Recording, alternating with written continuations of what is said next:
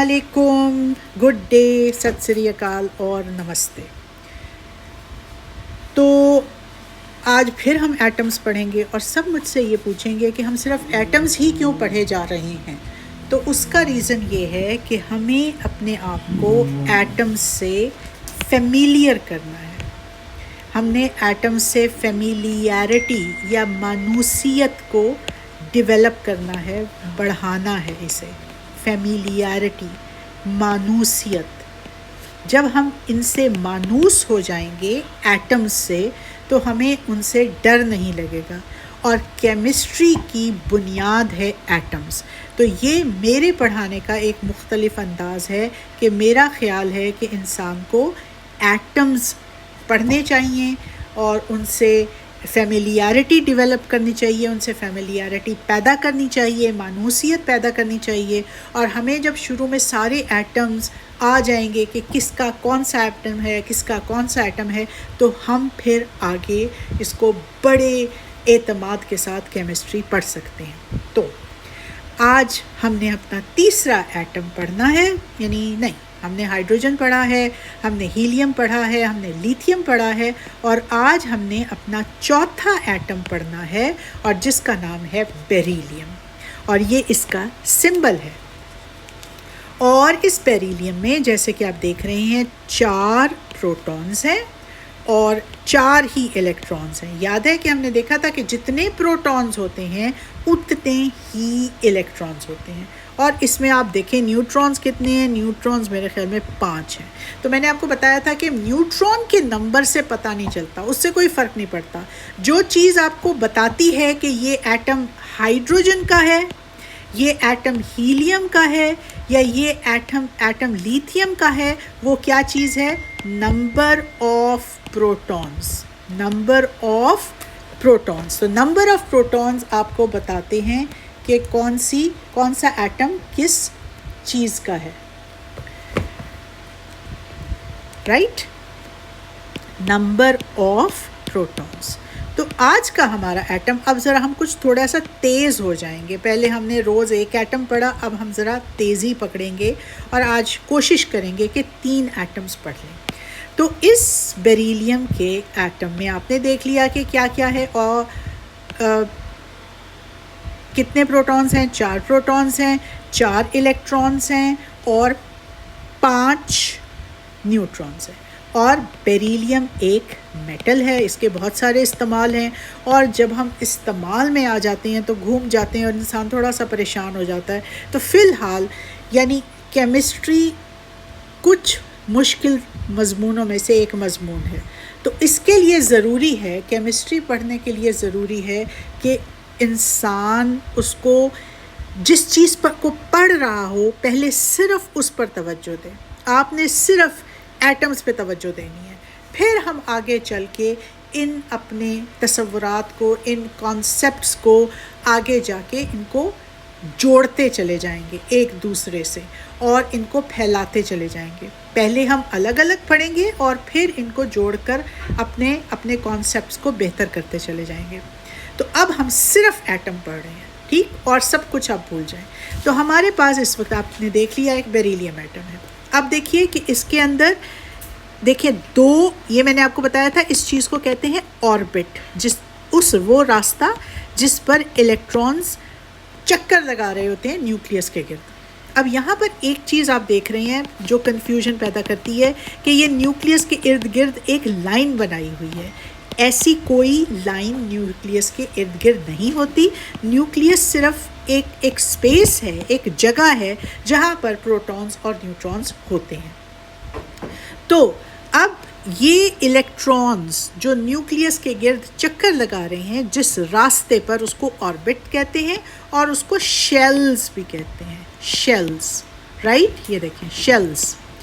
तो अब हमारे पास यहाँ पर आप देख रहे हैं 2 शेल्स हैं। अब ये बाकी चीज़ों को मिटा दें ताकि कंफ्यूजन ना हो।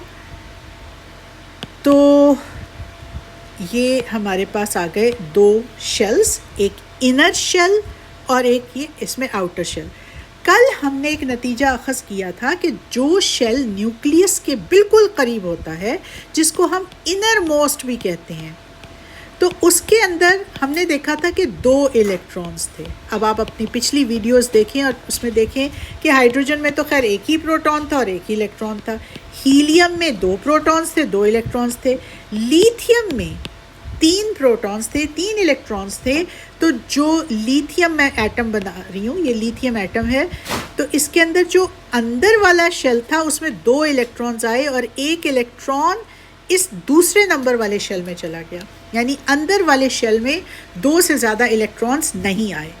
अब इसी ट्रेंड को, इसी चीज़ को हम आगे बेरिलियम में देख रहे हैं कि बेरिलियम में इनर मोस्ट शेल में 2 हैं और बाहर वाले में 2 हैं। तो उससे हमने क्या नतीजा अखज़ किया कि जो शेल न्यूक्लियस के पास है, यानी जो इनर मोस्ट है, उसमें 2 से ज़्यादा इलेक्ट्रॉन्स नहीं आ सकते। ये हमने इससे नतीजा निकाला। अब बेरिलियम जो है वो कैसा होता है? एक मेटल होता है और मैं कोशिश करती हूँ कि आपको बेरिलियम दिखा दूँ। अब ये बेरिलियम मैंने ढूंढ के रखा हुआ है, ये है जी बेरिलियम। ये देख रहे हैं आप, ये बेरिलियम है।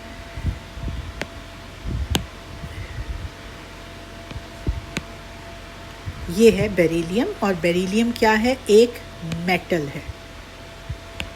बेरिलियम एक मेटल है।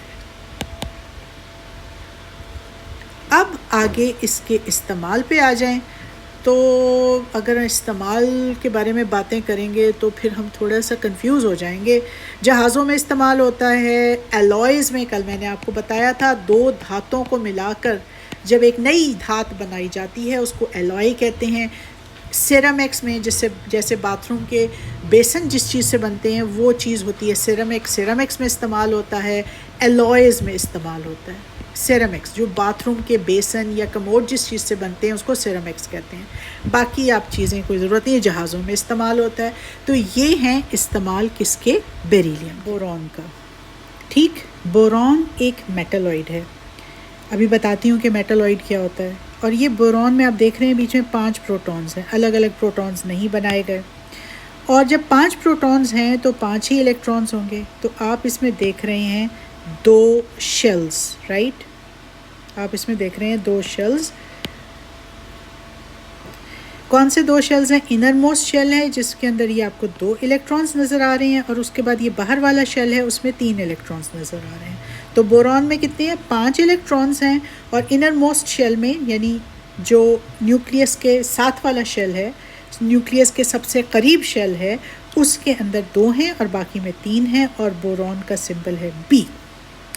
अच्छा जी, अब बोरॉन क्या है? बोरॉन एक मेटलॉइड है।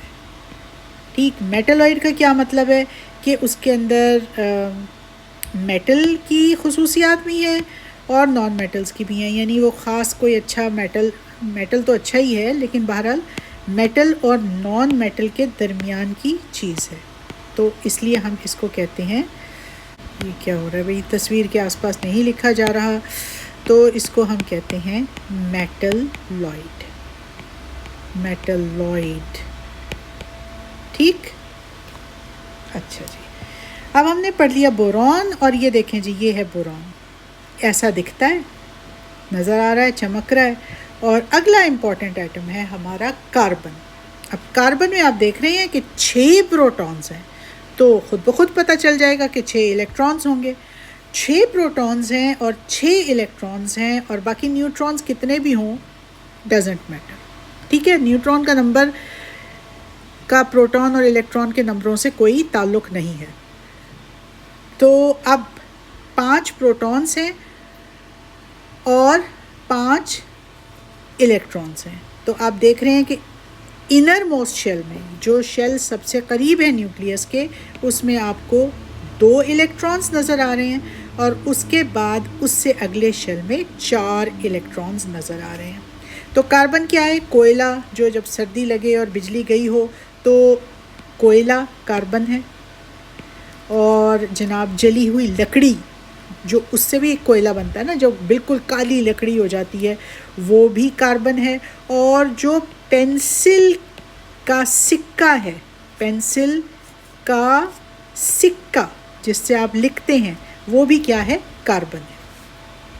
तो हमने पढ़ लिया आज 3 एटम्स।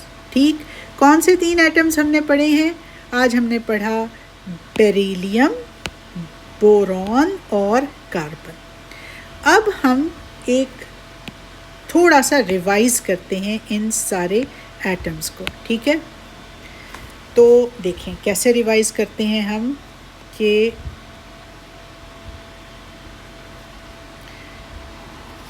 हाइड्रोजन, ठीक, हाइड्रोजन में मेरे पास है एक प्रोटॉन और इतना गंदा सा शेल है, और इसमें है एक इलेक्ट्रॉन। ठीक हो गया। फिर उसके बाद मैं बनाती हूँ हीलियम। ये दोनों, हाइड्रोजन भी गैस थी, हीलियम भी गैस थी। इसमें हैं 2 प्रोटॉन्स और इसमें एक ही शेल है, और इसके अंदर हैं 2 इलेक्ट्रॉन्स। फिर मैं बनाती हूँ लिथियम। ठीक, इसके अंदर थे 3 प्रोटॉन्स और इसके अंदर 2 शेल्स आ गए, क्योंकि नंबर ऑफ प्रोटॉन्स 3 हो गए। और मैंने कहा था कि जो न्यूक्लियस के करीब तरीन शेल है उसमें 2 से ज़्यादा इलेक्ट्रॉन्स नहीं समा सकते, तो 2 इधर और तीसरा वाला बाहर आ गया। अच्छा जी, फिर हम आ जाते हैं अगले, हाइड्रोजन, हीलियम, लिथियम और बेरिलियम। बेरिलियम में हैं जनाब 4 एटम्स और इसमें भी 2 शेल्स हैं। ठीक, और जब 4 एटम्स हैं तो पहले इनर मोस्ट शेल में 2 और उसके बाद उससे अगले शेल में 2। फिर आ जाता है हमारे पास बोरॉन। बोरॉन जिसका सिंबल, मैं सिर्फ सिंबल लिख रही हूँ, पूरे नाम नहीं लिख रही, जिसमें है मेरे पास 5 प्रोटॉन्स और 5 ही इलेक्ट्रॉन्स। मैं न्यूट्रॉन्स नहीं बना रही यहाँ पे, अब मैंने जनाब 5 ही इलेक्ट्रॉन्स बना रही हूँ और 5 ही इलेक्ट्रॉन्स। तो पहले शेल में 2 हैं, तो बाकी कितने बच गए? उससे अगले शेल में 3 होंगे। ठीक, अब जनाब अगला मैंने बनाया कार्बन। ठीक, कार्बन के अंदर हैं 6 प्रोटॉन्स और इसके अंदर 2 शेल्स हैं, और अंदर वाले शेल में 2, जैसे कि हमारा रूल है। बाकी कितने बच गए? 4, उससे बाहर वाले शेल में 4।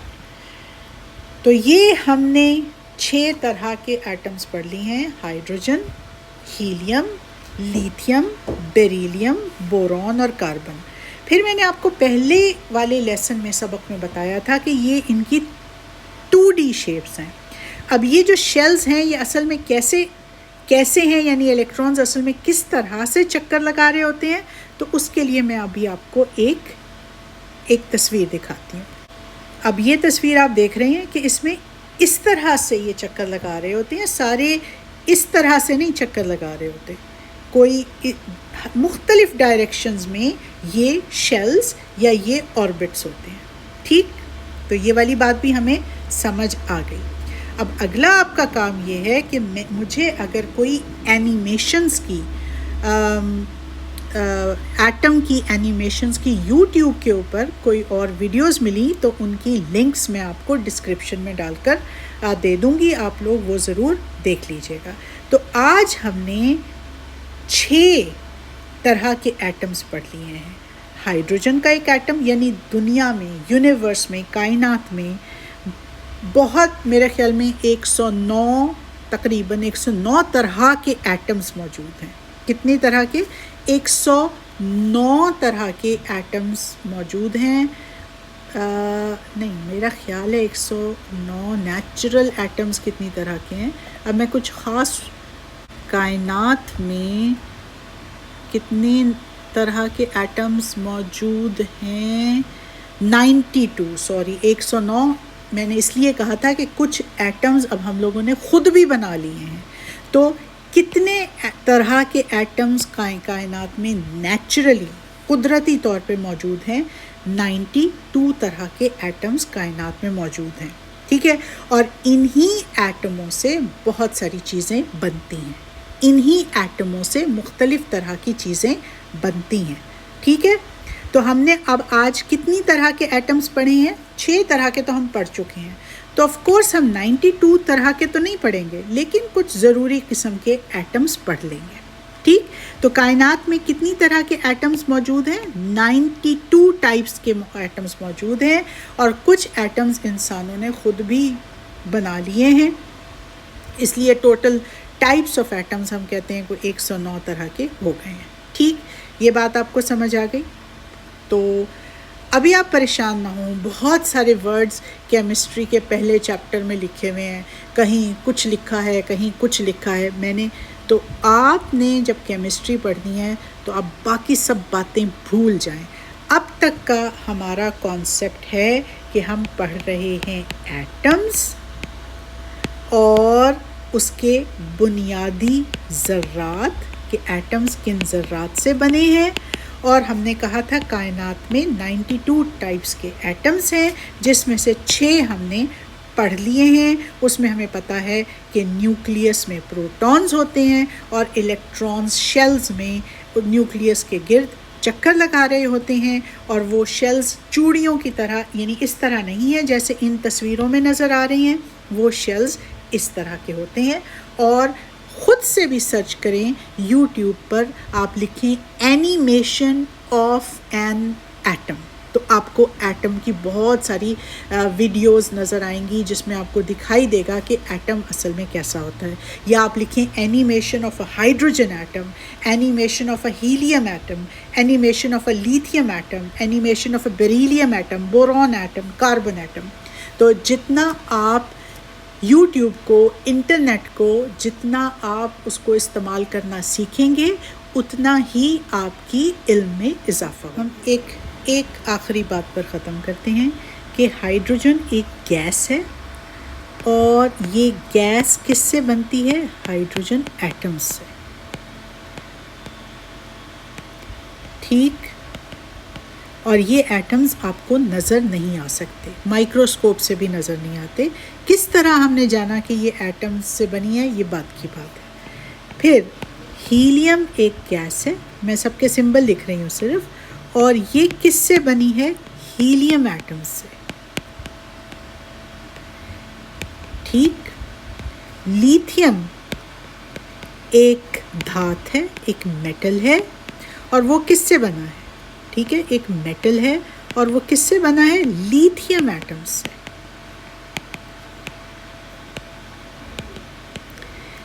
बेरिलियम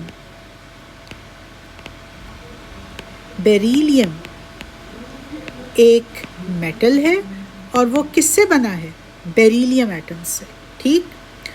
और उसके बाद बोरॉन, मैंने कहा था एक मेटलॉइड है। ये मैंने ना इसमें डाल दिया था कि मेरी हैंड राइटिंग को भाई सीधा करते रहना, वो बिल्कुल ही वो बात ही नहीं मान रहा। तो बोरॉन एक मेटलॉइड है, और बोरॉन एक मेटलॉइड है, और वो किससे बना है? बोरॉन एटम से। कार्बन एक नॉन मेटल है, ठीक है, जैसे कोयला, पेंसिल की सिक्का, और वो किससे बना है? कार्बन एटम से, ठीक। और आज यहाँ ये बात ख़त्म करते हैं, कल हम अपना अगला सबक पढ़ेंगे। Have a nice day.